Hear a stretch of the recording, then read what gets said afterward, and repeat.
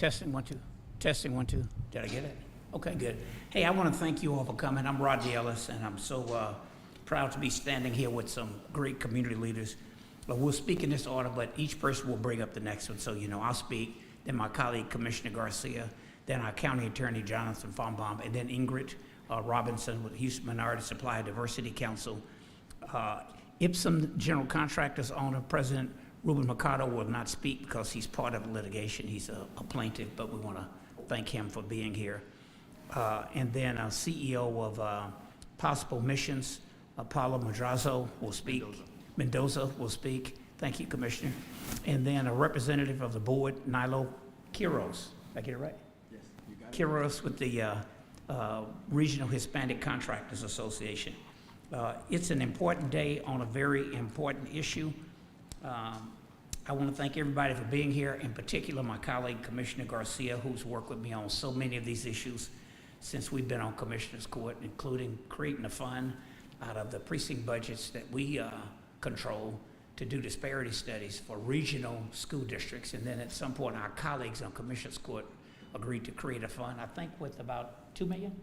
$2 million to encourage all school districts and community colleges in Harris County to do disparity studies, and that was 3.5 years ago. Our County Attorney, Jonathan Fonbaum, our local business partners as well, we appreciate all of them joining us here today. Since 1999, the Texas Historically Underutilized Business Program, or our HUB program, has been in operation. They've opened the doors for hardworking entrepreneurs who are too often shut out of opportunity. I was one of the architects of that HUB program during my time in the state legislature. In fact, Texas, Commissioner Garcia, was the second state in the entire country to do a disparity study. The first one was Minnesota, considerably smaller. But when Ann Richards was governor in Texas, we were able to put up $1 million in the state budget in 1993 to do our first disparity study. To create the first program, it was by a rider. First HUB program was a rider to the state budget because we couldn't get the votes to enact it in statute. And then in 1999, when there were threats that someone would challenge the constitutionality of that rider, the Texas legislature, very conservative body, agreed to codify the current HUB program that we have in place. I'm proud to have championed that disparity study. When it was done, it proved, it showed that discrimination in public contracting was existing in Texas. The state has done a couple of disparity studies since then to make sure our program met constitutional safeguards. We established HUB in response to try and help women and minority-owned and veteran-owned businesses get a fair shot at doing their share of state business. They would get their share, they'd be qualified, and we've had no problems with that program. Those disparities that existed then still exist today, but HUB has helped to level the playing field for so many businesses. Some of them are represented in this room today. Now, some want to re-rig the system and take us back to the way things used to be. And I, for one, think that we have suffered too long, fought too hard, and made these changes, and we're not going back to the way things used to be. More than 15,000 businesses are at risk in some capacity or another because of the actions of our state controller. I don't think any one official ought to be able to strip women and minority-owned businesses, veteran-owned businesses from HUB eligibility by the stroke of a pen. If they want to pass legislation to do it, go through that process and fight it out on the floor of the Texas Senate and the Texas House. Go through that process and see what happens. To do this is not only bad for business, it's unlawful because the language is in statute. I know it's in statute because I had a hand in writing some of it. That's why Harris County has filed an amicus brief supporting Ipsum General Contractors' legal challenge to the comptroller's attempt to gut the HUB program and roll back decades of progress. In this affordability crisis, we should do everything we can to support small businesses, not limit their opportunities. When you strip away pathways like our HUB program, that impact has a ripple effect across working families and hurts our entire community. We are not going to sit back and let one official undo our hard work and progress. And we won't stop fighting to make Texas a place where everyone can work hard and get ahead.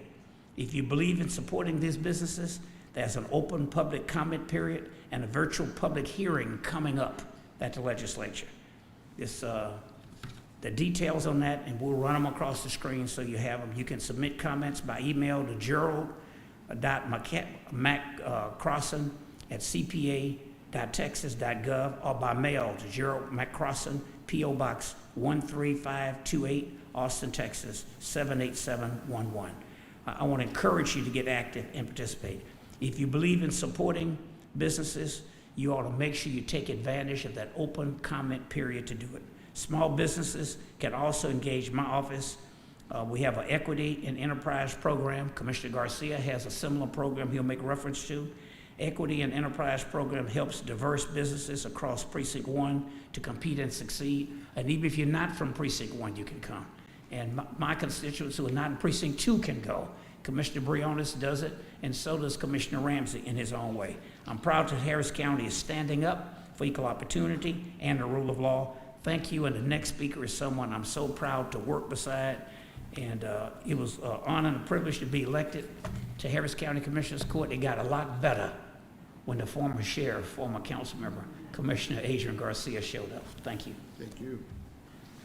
Thank you, Commissioner Ellis. And I also want to thank our guests for being here. Paula has been a long-time leader, business leader, community leader, and so we need to have your voice here today. So thank you so very much. Commissioner Ellis has laid out the concern here very well. The reality is that competition is good for our economy. And the steps currently being taken will do nothing but hurt our economy.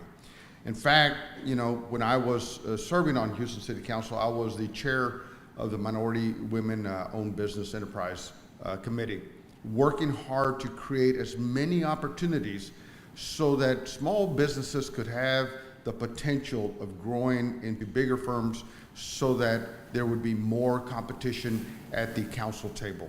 More competition means that the taxpayers are the winners ultimately, because it forces everybody's pencil to get a little sharper and their numbers to get a little tighter.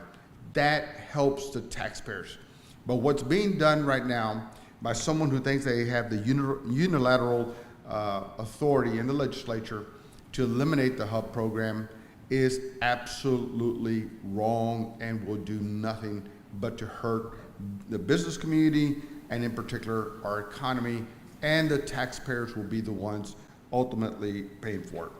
So when you eliminate minority and women-owned businesses from this program, you're shutting the door on entrepreneurs who are trying to grow their companies and create jobs.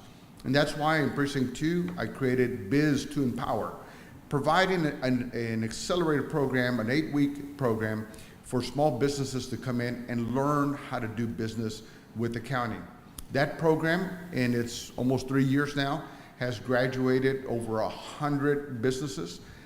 They have since been able to create about a $14 million economic impact that's either in contracts that they've been able to acquire and compete for, or it's new capital that they've been able to access. And so in my precinct, I am so proud of the people who are hardworking and want nothing but the opportunity to have an even playing field and be able to compete with others. And that's why one of the plaintiffs in this particular action is Epson General Contractors, which coincidentally are based in Precinct 2. And I'm proud for them, willing to have the strength and the wherewithal to stand up against this particular action that will do nothing but to hurt our economy. So at the end of the day, this is about restoring stability, predictability, and opportunity, and making sure that small businesses still have a fair shot at competing for public contracts. And the action being taken does nothing but the contrary. So with that, let me bring up our county attorney, Mr. Jonathan Fonbaum. Thank you. How are you?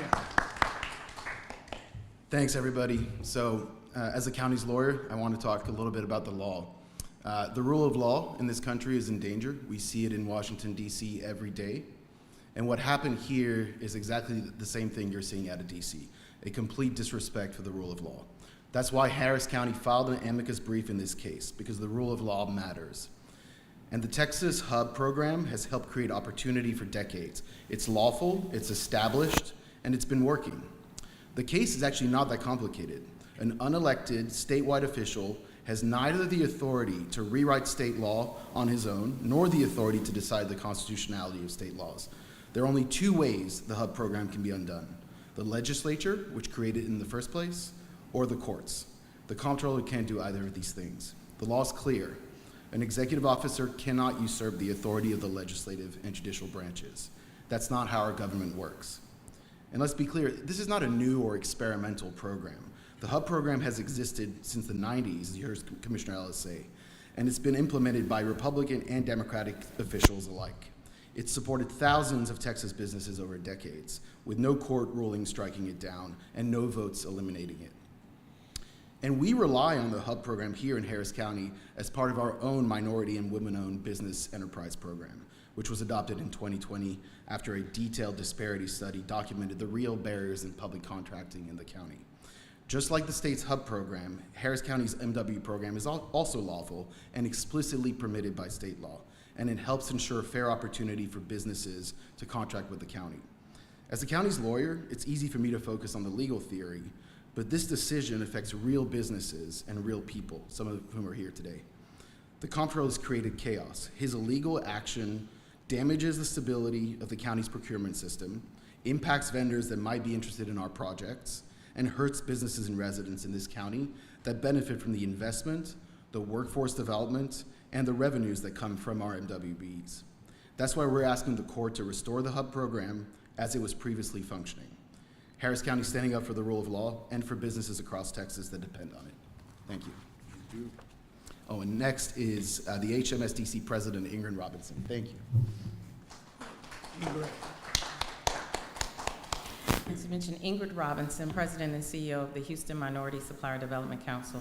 For over 2 decades, HMSDC has served as a partner with the Comptroller's Office to certify historically underutilized businesses. Over the years, we have certified over 1,000+ certified hubs. We have worked to make sure that these businesses have access to opportunities. What the changes to the Hub program have done is to put at risk and to decertify over 15,000 qualified and capable, historically underutilized businesses. Many of the businesses who were part of the program contact us daily, talking about the contracts that are at risk, talking about that the agencies that they have worked for says that these new laws or this new process is making it harder and more difficult to get contracts renewed.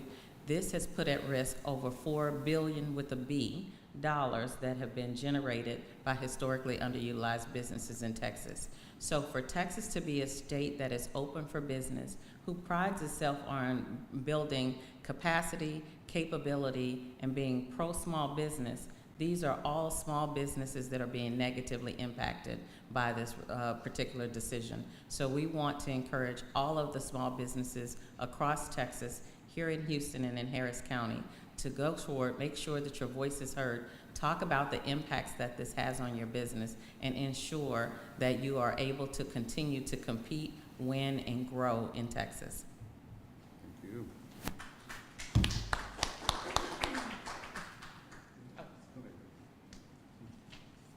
Thank you. Thank you. Thank you for being here. Good afternoon. My name is Paula Mendoza, and I'm the CEO of Possible Missions, a certified hub in the state of Texas until the new rule went into effect on December 2nd, 2025. Let me start with the facts.